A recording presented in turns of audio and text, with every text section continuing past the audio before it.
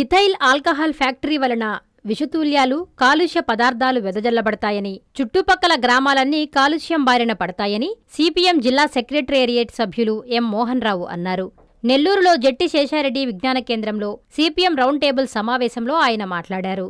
ఈ కాలుష్య ప్రభావంతో పచ్చటి పొలాలు బీడువారిపోతాయని, ఊపిరితిత్తుల వ్యాధులు, క్యాన్సర్ వ్యాధులు విపరీతంగా వస్తాయన్నారు. ఫ్యాక్టరీకి అధిక మొత్తంలో నీటి అవసరం ఉంటుందని, కాబట్టి గ్రామాలలో నీటి కొరత ఏర్పడే ప్రమాదం ఉందన్నారు. కిసాన్ సెజ్లో వ్యాపార పరిశ్రమలు ఏర్పాటు చేయడం దుర్మార్గం అన్నారు. ఇది కార్పొరేట్ కంపెనీలకు భూములను దారాదత్తం చేసేందుకు పన్నాగం.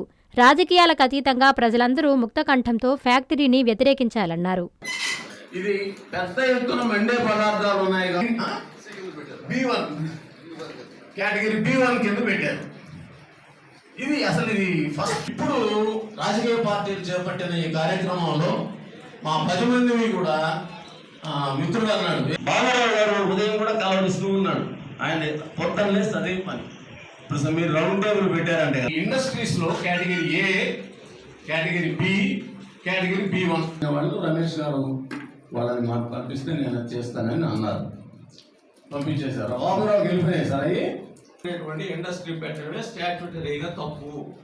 ఒకవేళ నువ్వు పెట్టినా కేంద్ర పర్యావరణ శాఖ అనుమతి ఇవ్వాల్సిందే. కానీ చదువుకున్నాడు కాబట్టి ఆయన ఏం చెప్తున్నాడంటే వాళ్ళ దాంట్లో ఈ గాలిలో కలిసే వాయువుల్ని కాబట్టి ఈ రెండింటిని కూడా వాళ్ళు చేయలేదు అని అన్నారు.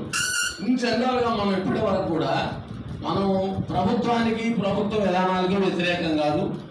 జనాన్ని చూస్తున్నారంటే అసలు కాలుష్యం రిపోర్ట్లో ఇప్పుడు అమెరికాలో కూడా ఇథనాల్ ఫ్యాక్టరీ ఉంది. అమెరికాలో కూడా ఇథనాల్ ఫ్యాక్టరీలు పెట్టారు. మొన్న ఎవరో ఒక ఆయన వేశాడు, మొత్తం మన సగటు భూమిని కానీ పంచితే భారతదేశంలో మనిషికి ఎకరా వస్తుందని ఎక్కడున్న జనాభా రీత్యా. ఆస్ట్రేలియాలో 78 ఎకరాలు వస్తుందని. అంత పెద్ద విశాలమైన దేశాలు. అమెరికాలో కూడా చాలా ఎక్కువ భూమి వస్తుంది. అంత విశాలమైన దేశంలో చాలా దూరంగా, ప్రజలకు దూరంగా ఫ్యాక్టరీలు పెడుతుంటారు.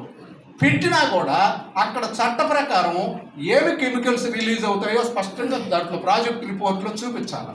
అవి చూపిస్తుంటారు. దాన్ని విరుగుడు ఏం చేస్తారు మీరు అనేది కూడా చూపించాలి ప్రాజెక్ట్ రిపోర్ట్లో. ఆ విరుగుడిని కూడా చూపిస్తుంటారు. ఇక్కడ ఏమి రసాయనాలు విడుదల చేస్తుంటారు అనేది ఆ రిపోర్ట్లో వాళ్ళు చూపించాలి. పెద్ద ప్రమాదకరమైన రసాయనాలు, క్యాన్సర్ కలిగించి, ఊపిరితిత్తుల జబ్బులు కలిగించి ఇంత ప్రమాదకరమైన రసాయనాలను నువ్వు విడుదల చేస్తూ అది అసలు రిపోర్ట్లోనే నో నిల్ అని పెట్టారు. ఎంత మోసం, జనం పట్ల ఎంత బాధ్యత రాహిత్యము. అది ఒకటి మనం అర్థం చేసుకోవాల్సింది.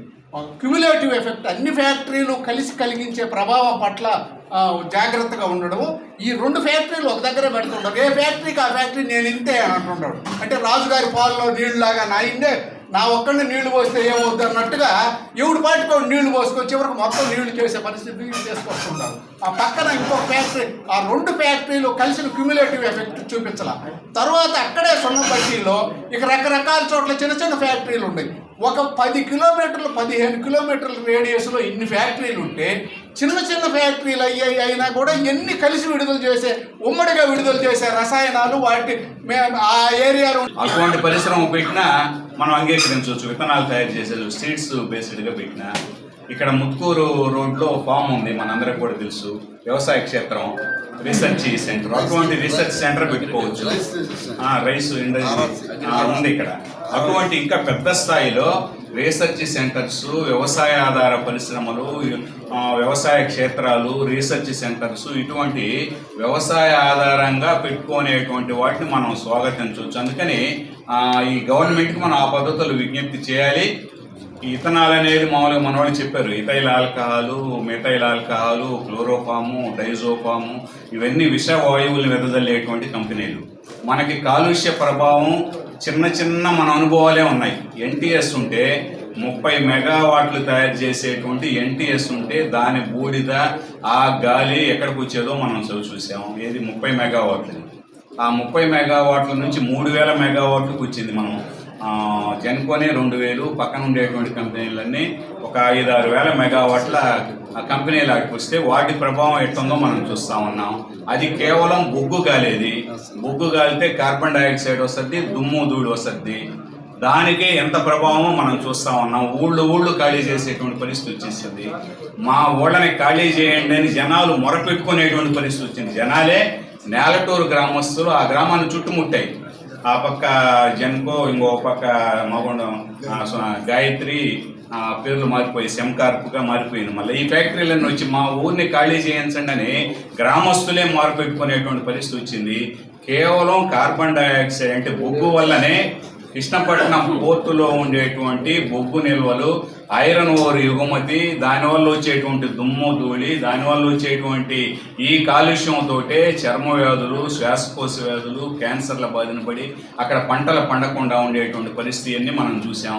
ఒక చిన్న షుగర్ ఫ్యాక్టరీ, అది రైతులకు ఉపయోగపడే ఫ్యాక్టరీ కాబట్టి దాన్ని భరించాము. మొలాసిస్ వాసన వస్తామన్నా అటు పోతే ఎంత వాసన వచ్చేదో మనం అందరం కూడా భరించాం.